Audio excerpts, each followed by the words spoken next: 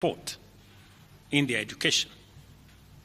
We have also improved the student-teacher ratio in both our primary and secondary schools by hiring an additional 56,000 teachers and also hiring an additional 2,000 tutors for our TVET institutions.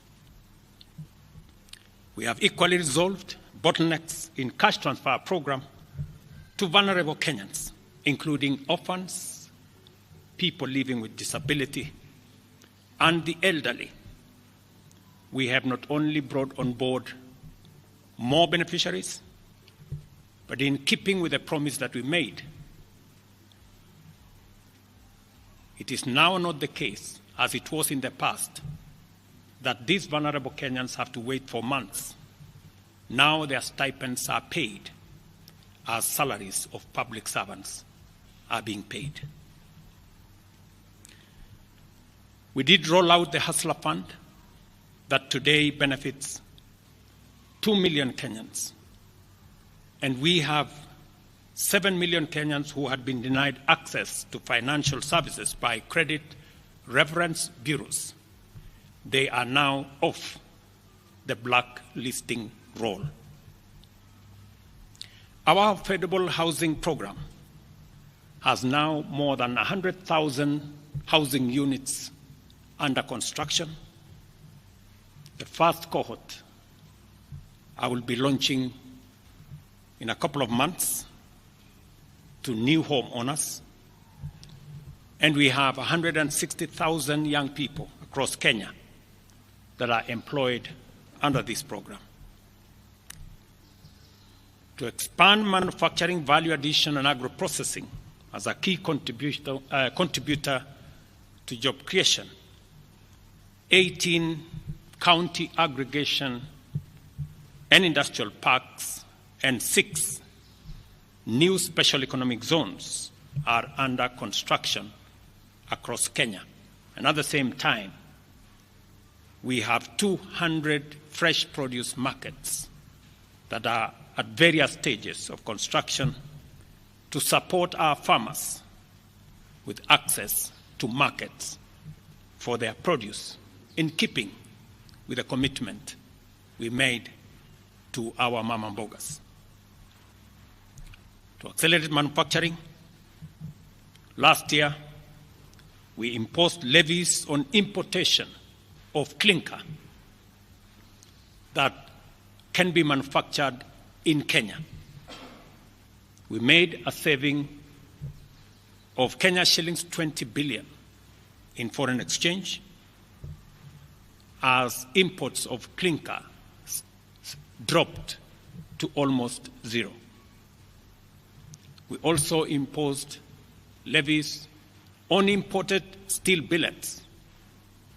And today, we have 11 steel factories that 6 years ago were closed. They have started operation, hiring 16,000 Kenyans. And last year alone, we saved 120 billion shillings in foreign exchange as a result of this intervention.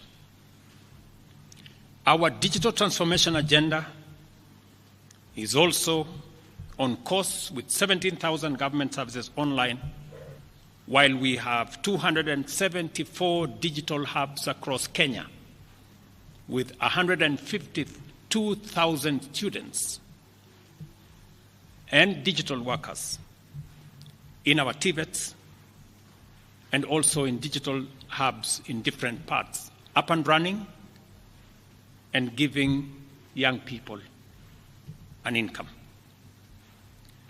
Our universal health coverage plan has already onboarded 107 community health promoters, and the process of registration for our social health insurance fund is ongoing, on its way to launch on the new date of 1st of October 2024 that will make it possible for every Kenyan to have a health insurance, and for those suffering from critical illnesses to have access to the Critical Illness Fund, making it possible for every Kenyan to have access to treatment without the burden of having to fund it. On the measures I announced last week, barring state and public officers from engaging in harambes, I want to inform the country that the Public Fundraising Appeals Bill is now ready for publication tomorrow. However, even with the progress we have made, I am acutely aware that the people of Kenya have very high expectations of me. And they believe that this administration can undertake the most extensive transformation in our nation's history. Recent events that necessitated the withdrawal of the finance bill, which will require a review and reorganization of our budget and fiscal management, have brought us to an inflection point. Upon reflection, listening keenly to what the people of Kenya have said, and after a holistic appraisal of the performance of my cabinet and its achievements and challenges, I have today, in line with the powers given to me by Article 1521 and 1525B of the Constitution and Sections 12 of the Office of the Attorney General's Act, decided to dismiss with immediate effect all the Cabinet Secretaries and Attorney General of the Republic of Kenya, of the Cabinet of Kenya, except the Prime Cabinet Secretary and Cabinet Secretary for Cabinet Secretary for Foreign Affairs and Diaspora Affairs. And of course, the Office of the Deputy President is not affected in any way. I will immediately engage in extensive consultations across different sectors and political formations and other Kenyans,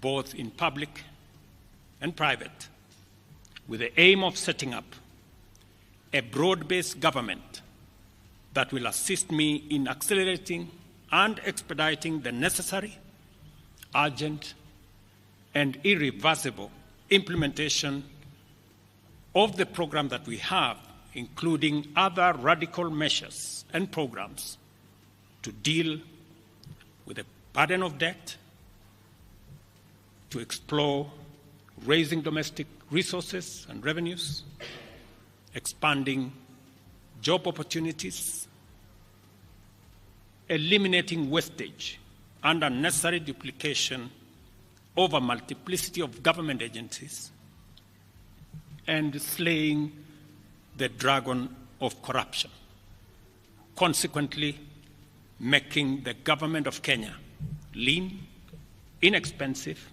effective, and efficient. During this process, the operations of government will continue uninterrupted under the guidance of principal secretaries and other relevant officials. I will be announcing additional measures and steps in due course. Thank you very much, and God bless our great country, Kenya. Asanteni sana.